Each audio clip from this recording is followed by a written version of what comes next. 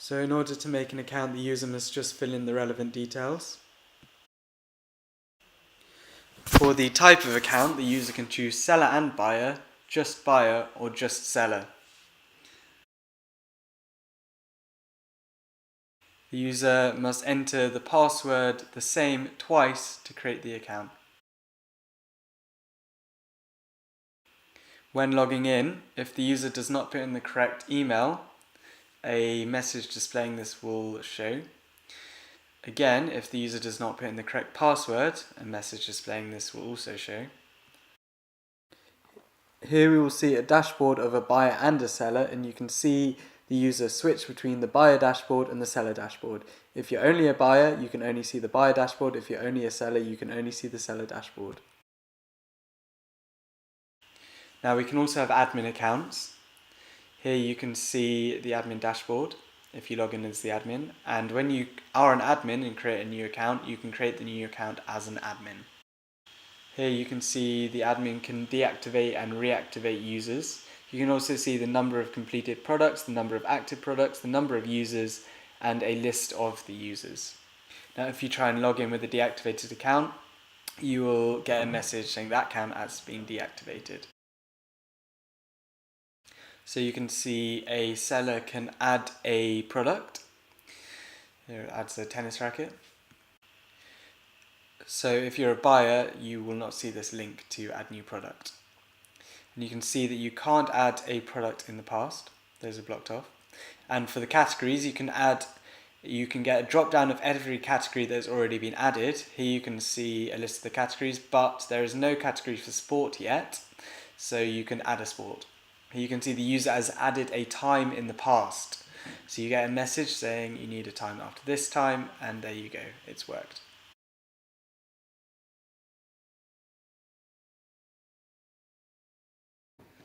Here the user is searching for a product. If you just click search, then it will search all of them.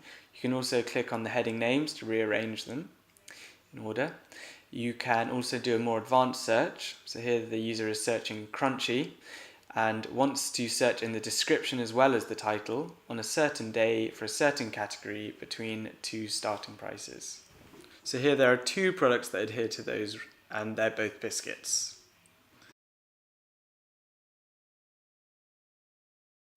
Now the buyer is searching for an item to bid for. She chooses a biscuit and enters a bid of 21 below the starting price, and an error message displays. Instead, she searches and finds flip-flop, and here she enters a bid which is above the starting price but below the current bid. Again, an error message displays. You can also see the timer further down showing how much time there is left. So she puts a slightly higher bid, and as you can see, it has been a success.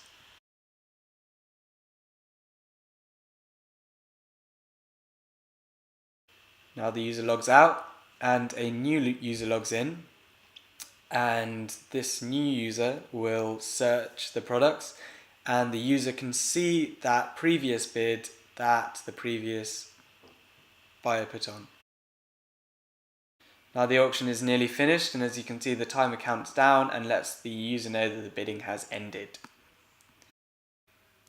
Afterwards the user goes to their dashboard,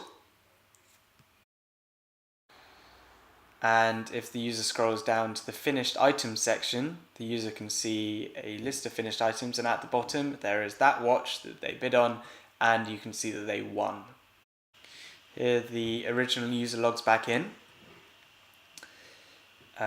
She goes on her dashboard, and she, as the seller of that item, can also see the finished item, seeing that someone won it and seeing what the final price was.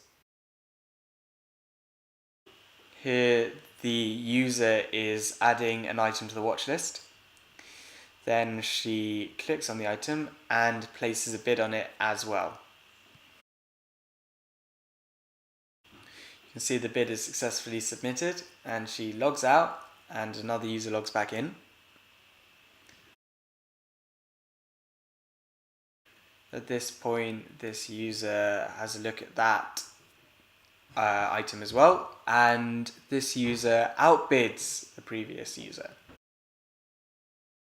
Now if we swap over to the email for that previous user, we can see, if we give it a little refresh, we can see that we have first an email saying that that user has been outbid.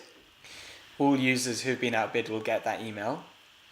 And you can also see, if you go back, that now an email has appeared saying that someone has bid on an item in that user's watch list.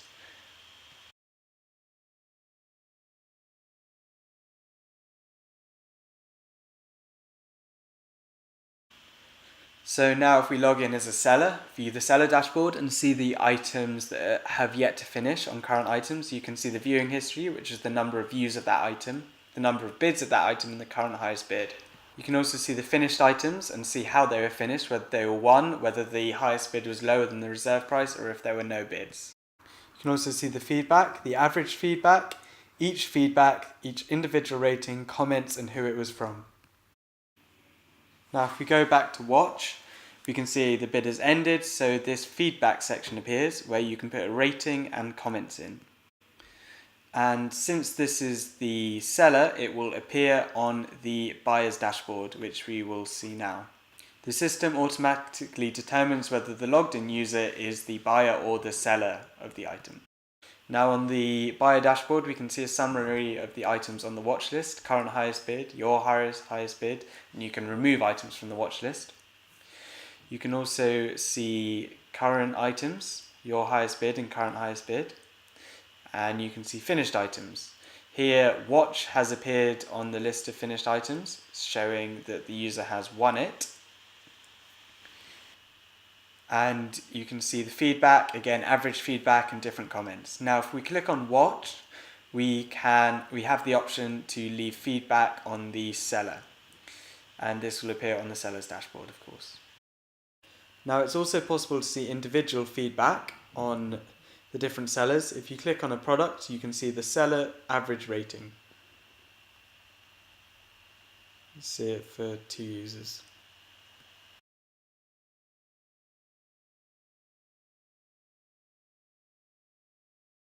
Users can see items they might like based on collaborative filtering. Here a sandwich is suggested. The system works out which users have bid on the most similar items to the current user, and then finds products that they have bid on different to the current user. This is clearly commented in the code. Here is another selection.